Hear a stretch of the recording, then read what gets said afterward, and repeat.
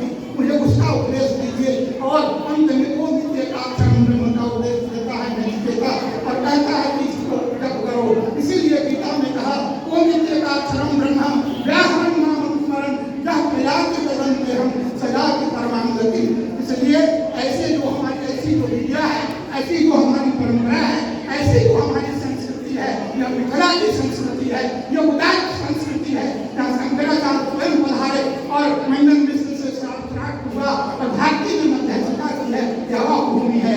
ये गर्व आप लोगों को होना चाहिए। आज इस मिट्टी पर हमारे पूज्यपाद आए हैं, मैं सिर झुका करके मिथिलावासी के तरफ से मैं हर कोटि से प्रणाम करता हूँ और आपका अनुरोध करता हूँ आप बनाए रखे और अपना आशीर्वाद और मिथिला को देते रहे। ये आपकी भूमि है, ये आपकी विद्या की भूमि है, ये आपके आचार्यों की भूमि है, जहाँ पर भचस्पति मिश्र जैसे विद्वान हुए और जिन्होंने शंकर की व्याख्या ब्रह्मवती जैसे ग्रंथों का प्रयोग किया। आज पूरा जीवन लगा करके भागवती का प्रयोग किया, जो भारत में नहीं संपूर्ण विश्व की नैनाभिराम करती है। तो ये मिथिला का गौरव है। मैं इन शब्दों में आपका स्वागत करूँ। हरत जगम संप्रति है पुरस्कृता सुहस्य पूर्वा कवितै कृतं सुभै शरीर भाजा भगवती के दर्शनम गणक काल हृदय भी योजिताम।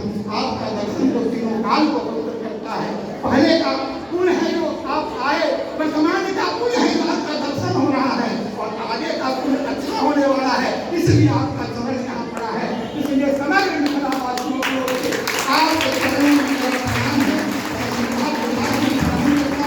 नमस्कार करता हूँ और पुनः आगमन की शुभकामनाएं और पुनः आगमन की प्रार्थना करता हूँ।